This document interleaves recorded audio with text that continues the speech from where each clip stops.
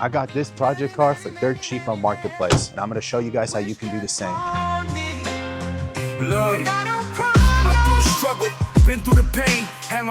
Now, the Volvo is outside because I needed to make room in my garage. However, I did get it for $3,000 on Marketplace, and clean, they go for about $6,000 to $7,000. So there's a pretty big difference right there in price. And I'm gonna show you guys how you can basically finesse people, if you wanna say, or almost just get stuff for so cheap on Marketplace. Stop telling people online, and this is for other people, that you're gonna find a project car for $500. You are not, guys. It's 2025.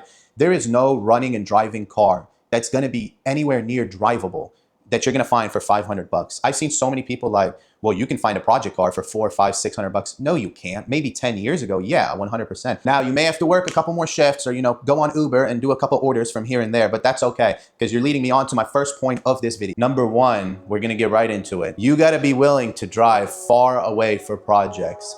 I'm gonna tell everyone right now, you are most likely not gonna find the car you want anywhere in your area at all. I had to rent a U-Haul and a trailer, grab my stuff, and drive 4 hours in the middle of Virginia just to get this car. And I'm not gonna lie, it was pretty sketchy. I found it on a farm. Now, that leads me on to the next thing. It's basically, how mechanically inclined are you? Are you gonna be able to take apart an engine, fix coolant, oil leaks, or do you really not know how to do anything and you're just gonna take this car to a shop to fix it for you? Because whatever side of the spectrum you're on, it's gonna be completely different. If you don't know how to work on your car much, I would not buy a project car that's gonna say, it leaks oil, it leaks this, I need it gone tomorrow, 2,500 bucks, doesn't run, I need it gone, like out of my house. Because when you find cars like that and you're not mechanically inclined, you're just gonna have it sit in your driveway for 6 months. You're not gonna be motivated to build the car at all, and then you're gonna be the next one selling it on Marketplace after you get the title. And it's just like a loop history, which I find a lot on Marketplace actually. Now, another big thing about this whole thing is you gotta see what type of car do you wanna build? Do you want Euro? Do you want, I don't know, Swedish, American, Japanese, Korean? Like, what type of project car are you looking for? If you want something Euro, you're gonna have to have a little bit more skills to work on them, because they're not the easiest cars to work on, and it can get pretty expensive really quickly, which is why I said, don't just buy something you're not comfortable working on. And that also leads me to my next thing, set a price range as well. Don't look at a car that's $10,000 on Marketplace and you can barely afford to buy parts for the thing. You wanna get something that's at least like 2 to 3 grand below what you have and what you're willing to spend. And the reason for that is because you wanna save for parts. You don't wanna just keep the car, stock if you're actually building it. You wanna save for, whatever it needs, wheels, general maintenance, turbo kits, whatever you're trying to buy. And then I'm gonna include also like tags, title, registration, that adds up as well. On my Volvo, the third day I got it, it needed $1,700 worth of work because of the timing belt was old and was about to snap. There was many coolant leaks on that car. It was not in the best condition, which is why I thought it was good. I got the car for cheap so I could spend the remaining money on the parts. Now, if your budget is like 2, 3 grand, I really recommend just buying a Honda or an Eclipse or something like that, where parts are gonna be everywhere and they're gonna be cheap. You can basically buy a whole turbo kit for a Honda for $500 on eBay. Is it the best quality? I don't know, but I'm just saying there's endless amount of modifications for pretty cheap. So you gotta basically go what's in your budget. Now, if you actually made it this far into the video, I appreciate y'all for supporting the channel, and drop a comment down below on what project cars you guys have bought on Marketplace yourselves, and if you've used any of these tactics as well. I'm also gonna talk about something not a lot of people talk about, and I'm not sure why. What you wanna do really to find out if you're buying a car that's at least good or a piece of junk and the seller is completely lying because they just don't want the car themselves, you gotta like message the seller in certain ways. Like, for one, ask him a whole lot of questions like, why are you selling this car? What's been done to it?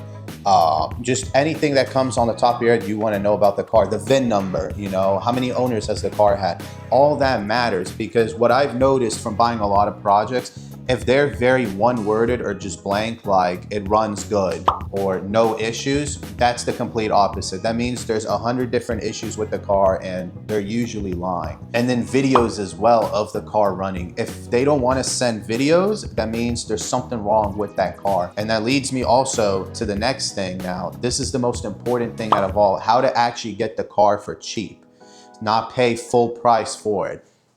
It's really going to depend too on your moral level, like how comfortable you feel doing these type of stuff. But me personally, I don't really care.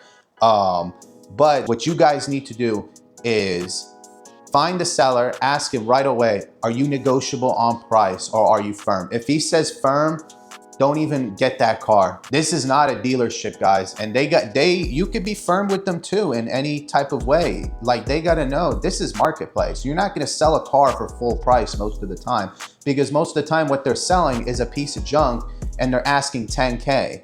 Like, I've seen many 350Zs, like it needs so much work, and yet, you know, these fools are asking 10 grand for something that's a piece of junk. But basically, if they are willing to negotiate on the car, don't say a price at all. And I repeat that. Once you say that price, he's not gonna go below it. You don't wanna say any price at all. What you wanna do is get off that account after you know he's negotiable. You wanna either create a second account, or you wanna get, you know, a girlfriend, a mom, whoever you want, to message him as well on Marketplace. Send the ad to whoever and have them say a specific price. Now, let's just say the car was 7 grand. Go ahead and have a message on another account like 4 grand or 3,500 bucks. And the reason why you want to go so low right away and completely lowball him is because since you're at such a low price now, most likely he's not even going to respond or acknowledge that price. However, now that he knows that someone told him something so low, you're basically kind of playing with his emotions in his head a little bit, to where you have so much room to negotiate, if that makes sense. And I know it sounds kind of crazy, but believe me, guys, I've done this on so many projects and it's worked like 10 out of 10. I'm not even joking. But after you do all that, if you're comfortable doing that, you want to go back to your original account, and then you want to tell him, look, 5K, I'll come tonight or I'll come tomorrow. Cash. That's the most important part, the word cash. Don't say you're gonna write him a check. You gotta actually have the cash and money ready in hand. But after you do all that, that's when it's time to go in person with your cash after you lowballed this guy, and to test drive the car. Now, when you test drive the car, you want to make sure you're giving it a thorough drive completely. These are going to be the biggest lifesavers when going to test drive a car that's on Marketplace. This is not only going to save you money by you finding codes that he's never even mentioned in the ad, but this is going to show you like live data or any codes that they may have cleared quickly with some type of Temu cheap scanner. This is something you don't want. This is cheap. This is a scanner that you want. It reads live data. It tells you a whole bunch of things that they might have not been truthful about. And you can have this to your advantage in the fact that if it's misfiring on 3 cylinders, either one, you can walk away from the car because it's a piece of junk, or 2, you can do what I love to do and tell them, hey, your car's misfiring. You never told me this in the ad. Can you take another, let's just say $400 or $500 off? However, what I also noticed about doing that is sometimes it is good to leave if he's not willing to agree, because usually he'll message you like a day later on Marketplace and say, hey, look, I know you wanted like 500 off.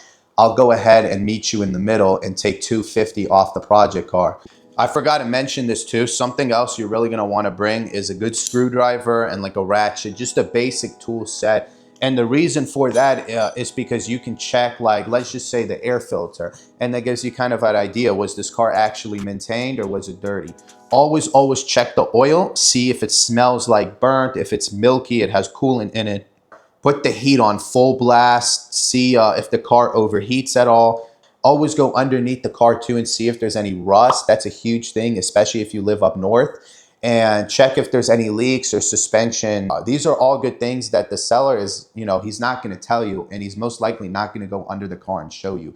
You gotta be willing to do this so you're not gonna get finessed yourself. And another thing is, if he doesn't even want you like touching the car at all, just walk away. Don't even argue with the guy. It's not worth it. That's a red flag. He doesn't want you touching that car because he knows there's stuff on that car that he's hiding that are wrong. And my final point of this video, Don't go for the trending cars. No one talks about that. Everyone's like, you can find a 350Z or, you know, like a Mazda Speed 3, let's just say, I don't know, whatever that's coming to my head right now.